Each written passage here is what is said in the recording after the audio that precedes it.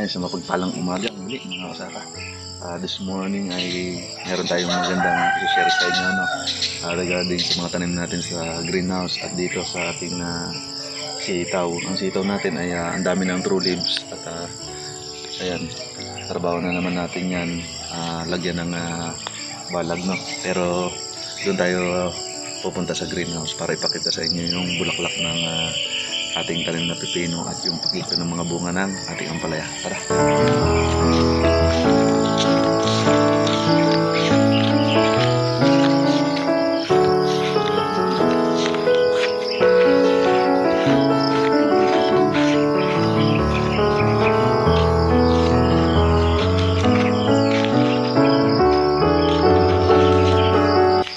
So dito mga kasapa, nakita nyo, meron ng isang pipino na mataas sa atin. Tapos nag-additional na ako ng mga string. Ayan, sa taas. Nakabong ko lang yan. Tapos dito sa taas, meron na rin. Ayan. Tapos mga kasaka, ito yung gusto kong i-share sa inyo. Ang ganda ng bunga, oh. Ang bilis lumaki. Hand-pollinating lang ang ginawa natin dyan, no? At dito, ayan, oh, may dalawa ding bali tatlo yan, isa, dalawa, sa isang puno may tatlo na siyang bunga. Tapos yun, tingin ko ito ay mahabang variety. At siguro mga 4 na araw ay meron na tayong may ulam na.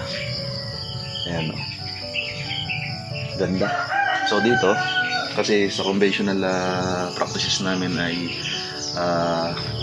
yung first fruit ay talagang sinasacrifice namin para tanggalin or sa pagpapalago ng maraming ugat. So I think nakita namin na not necessary naman na gawin yun dahil nakita namin na ang lago na ng ating tanim ng ampalaya. So at mas mabilis i-manage, mas mabilis bigyan ng nutrients, no? Kaya hindi na namin tinanggal. So dito naman sa ating pipino, at ito yung isa sa pinaka gusto kong excited akong i-share sa inyo mga kasaka. Meron na tayong nakitang male flower na nag-bloom. Yan yung mga kasaka. Yan, nasa baba. Ayan. Ganda, no? Tapos every sa every shoot niya ay may nakita tayong maliliit na bunga. Ayan, no? Kita niyo yan, bunga po yan mga kasaka. At ito, ayan, no? Bunga rin to. Ito yung female fruits na may bulaklak, no? So every shoot ay meron siyang bunga, yan, no? So yan yung aantabayanan natin mga kasaka. Tingnan niyo. Ito pa mga kasaka, oh. Talagang every shoot siya meron siyang mga palalakihing bunga. So yun yung abangan niyo mga kasaka kung ito ay tutuloy. Kasi nag-umpisa ng pag ganito kasi ang pipino, nag-umpisa ng bumulaklak sa ilalim, meaning meron na yung nagiging bungang prutas, no? Ayan, no? Maraming bulaklak ng ating ayun, no? Sunod-sunod ang bulaklak mga kasaka. Ayan, no? So naglagay na rin tayo ng trellis dyan at para sila. Ang gusto kasi ng pipino is yung kanyang main vine ay diretso, tapos itong mga sangan to gaganyan yan, pag ganyan ang gabang ng mga sanga niya. Kaya ito yung purpose na kaya tayo nagdagdag, no? Tapos ang isa pa sa gusto kong mangyari dito is mauna tong ampalaya na mag-shete dun sa roof, dun sa kanyang top trellis, no? At para pang nagsalubong tong pipino at saka tong ampalaya is makikita natin different color yung magiging bunga niya sa taas. Kasi itong ating pipino is white variety or yung yellowish variety. Hindi siya yung pinakang green na green. So makikita natin green na green yung ampalaya at medyo madilaw yung pagkakulay ng ating pipino, no? So yan, kita naman natin na napakaganda at unti-unti nakikita natin yung progression na success ng ating pagtatanim dito sa greenhouse, no? Nakapagpabunga na tayo and we think na talagang ito ay lalaki. Ma-harvest natin ng nasa magandang kalidad ng produce ng bunga, no?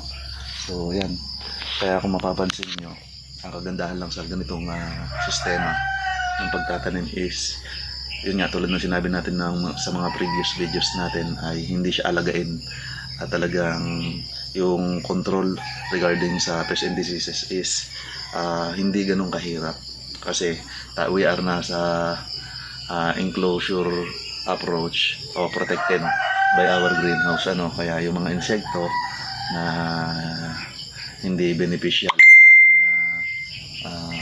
halaman ay nai-eliminate dahil sa ating greenhouse, no? At yan, ito yung ating update this morning. So naghahanap ako ng prutas ng ampalaya natin para i-pollinate. So as of now, wala tayong nakikita na bunga na pwedeng i-pollinate, no? Pero may maliliit naman siyang bunga na hindi pa nag-spread yung kanyang bulaklak, no? So marami naman na male flower na ayan, no? Hindi na tayo mahihirapan kumuha at ever na meron tayong kailangan i-pollinate, no? So ayan, no? Maraming male flower. So ito nga palang dalawang tanim natin dito is ito yung family variety ng cucurbit plants. So ito ay isa sila sa kasama sa mga cucurbit plants like upo, yan, ampalaya, pipino, patola, yung mga cucurbit plants, at saka yung kundo, yung bilog, yung nalimutan ko tawag doon, yung basta yun, yung para di siyang upo, ayan, tsaka marami pa mga cucurbit plants, kaya to pwedeng pagsamahin talaga to dahil isa naman sila ng family pinanggalingan, so ayun mga saka, today ang gawain natin is sa farm na tayo ngayon. Meron tayo itong taniman ng kamote na kailangan yung huli-huli, yung medyo hindi pa ganong malago, kailangan natin damuhan yun para konti lang naman yung damo para hindi na sumabay sa pag-apply natin ng abono, hindi na sumabay ng paglaki, no? Hindi na tayo mahirapan. So ayun, ito lang yung ating video. Today is September 27, 2024. Ang update natin dito sa Farm 1. Yun, my name is Joey Albert Bueno, ang inyong kasama tungo sa maunlad na agrikultura. Kung hindi ka pa nakasubscribe dito sa ating YouTube channel, please subscribe. At kung hindi ka pa nakapollow sa ating Facebook page, please follow me on my Facebook account. My name is Joey Albert Bueno. Yun, muli, keep safe, God bless mga kasaka.